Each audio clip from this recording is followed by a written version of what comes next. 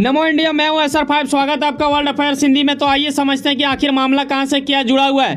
यहाँ इस आर्टिकल के माध्यम से स्पष्ट होते देख रहे हो कि रेमिटेंस कोस्ट को लेकर भारत का सपोर्ट करता नजर आ रहा है WTO। लेकिन ये मामला क्यों अमेरिका को नाराज कर सकती है, ये जानने वाली बात होगा।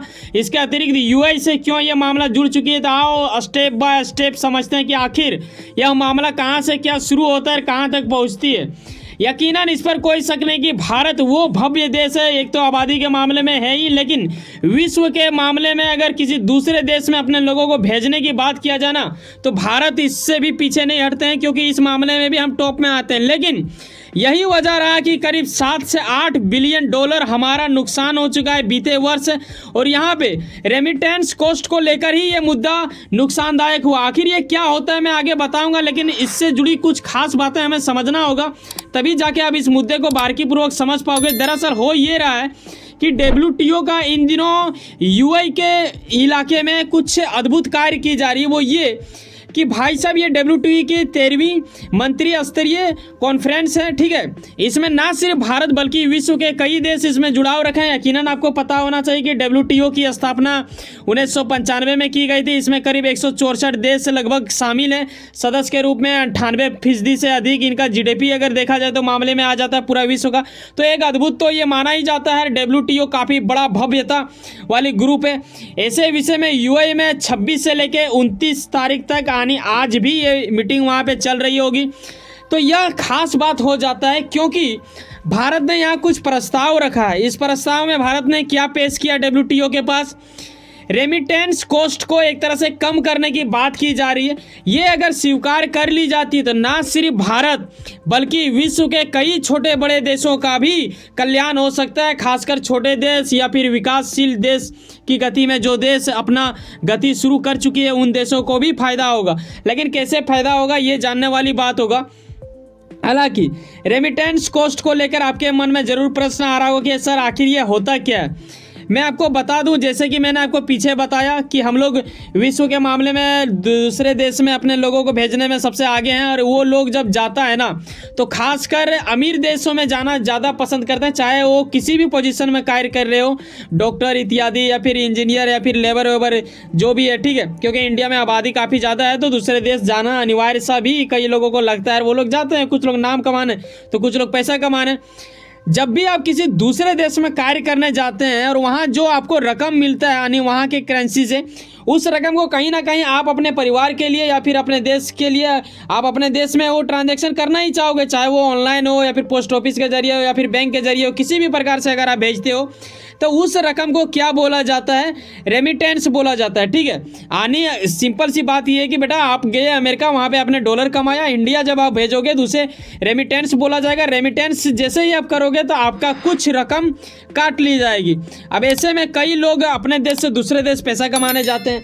चलो कुछ अगर लेता है, कुछ कॉस्ट अगर लेता है तो ठीक है भाई ले लो, लेकिन कुछ ज़्यादा ही ले लिया जाए तो फिर आपके मन में पीड़ा उत्पन्न होगी। यही वजह है कि इन चीज़ों को लेके सरकार इन बातों को WTO के पास रख रही है। क्या रख रही है ये जरा सा आप देख लो। देखो, US जैसे विकसित देशों के पास ही ज़्यादातर लोग जाते हैं कार्य करना, या फिर अमीर देशों में कुछ अलग देश में भी जाते हैं बहुत सारे लोग। सवाल ये नहीं है कि लोग जाते हैं या फिर आते हैं या फिर कमाते हैं, जो भी करता है, लेकिन ये जो यहाँ पे आप देख रहे हो रेमिटेंस कॉस्ट जो होता है ना, इसमें कुछ रकम तय कर दी जाती है। जैसे मान लो आप अगर $100 वहाँ पे कमाए, ठीक है, तो आपका ना लगभग $7 ना वहीं पे रख लेंगे, यानी रेमिटेंस कॉस्ट के रूप में काट लिया जाएगा।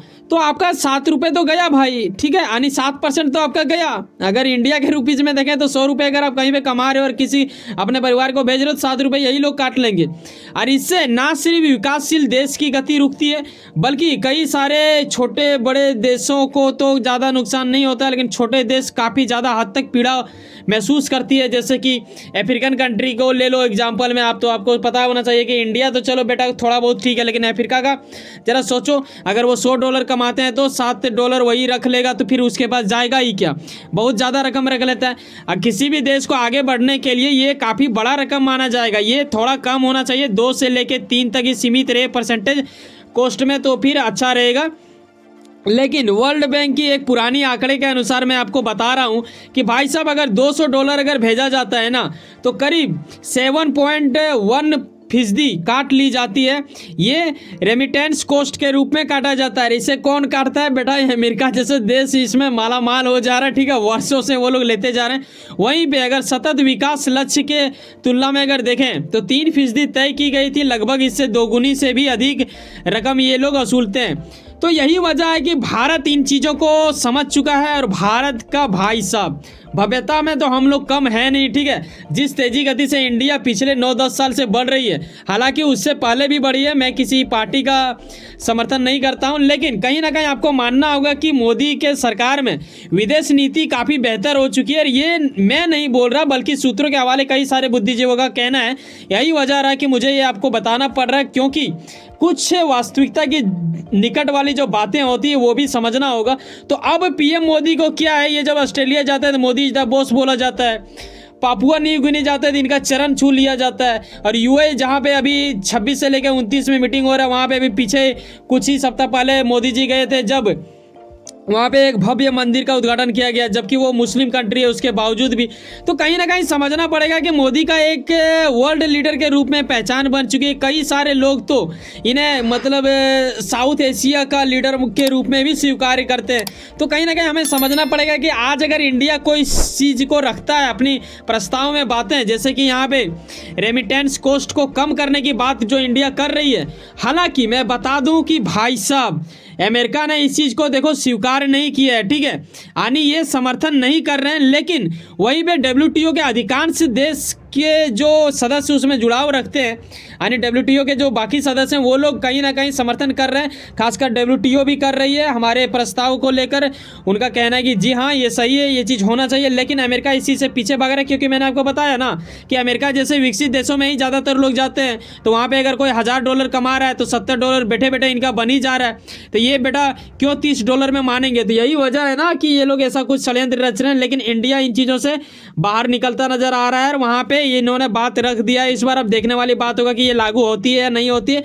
अच्छा, एक बात आपको ये भी बताता हूँ मैं, देखो रेमिटेंस कॉस्ट जो होता है ना, ये हमारे देश के अर्थव्यवस्था के ऊपर भी एक तरह से चोट देने की क्षमता रखता है, क्योंकि आपको कभी ये महसूस ज़रूर हुआ होगा, अगर नहीं होता है तो भाई साहब आपको महसूस होना चाहिए कि हमारा देश का जो मतलब करेंसी है रुपया, ये हर जगह पे तो नहीं चलता है ना जी। तो हमें कहीं ना कहीं विदेशी मुद्रा इकट्ठा करना होता है, और ऐसे में जो लोग हमारे देश के निवासी दूसरे देश में जाके कार्य करते हैं, वो लोग जब पैसा भेजते हैं डॉलर अपने देश में, जब ये चेंज होता है तो कहीं ना कहीं हमारे देश की सरकार इन चीज़ों को इकट्ठा करती है, यानी विदेशी मुद्रा इकट्ठा होने में भी रेमिटेंस का काफ़ी बड़ा प्रभाव होता है। ये हमारे जीडीपी के ऊपर भी असर करता है। तो ये कटौती अगर कम होता है, यानी 7% से अगर मान लो 3% में ये आ जाता है, 2-2.5-3 में, तो कहीं ना कहीं हमारा काफ़ी फायदा होगा। जैसे कि मैंने आपको शुरू में ही बताया था कि करीब पिछले साल 7 से 8 बिलियन डॉलर तक हमारा नुकसान हुआ था। तो ये चीज़ हमारा बच सकता है। आप अपनी राय अवश्य साझा करें, क्या ये कम होना चाहिए या नहीं होना चाहिए, और भारत की ओर से जो प्रस्ताव रखी गई है क्या इसका मतलब उस तरह महत्व लोग समझेंगे, या फिर डब्ल्यूटीओ हमारा साथ देके इस चीज़ को लागू करवाने में हमारा काफ़ी मदद करेंगे और बाकी उन गरीब देशों को और विकासशील देशों का भी फायदा होगा। तो इन सभी विषयों के ऊपर आप अपनी राय देना जरूर आवश्यक समझें, क्योंकि कमेंट बॉक्स आप ही लोगों के लिए होता है भाई लोग। वैसे सुनो ना कहीं कुछ ना कुछ काम करते होंगे, यकीनन अपने काम के प्रति काफ़ी ज़्यादा उम्मीद रखते होंगे, यकीनन आपका मेहनत आपका मंजिल बन के मिले। वैसे सुनो ना, सब्सक्राइब कर लो वर्ल्ड अफेयर्स हिंदी और जुड़े रहो मुझसे। चलो मिलते हैं किसी नेक्स्ट वीडियो में। बाय, जय हिंद, जय भारत।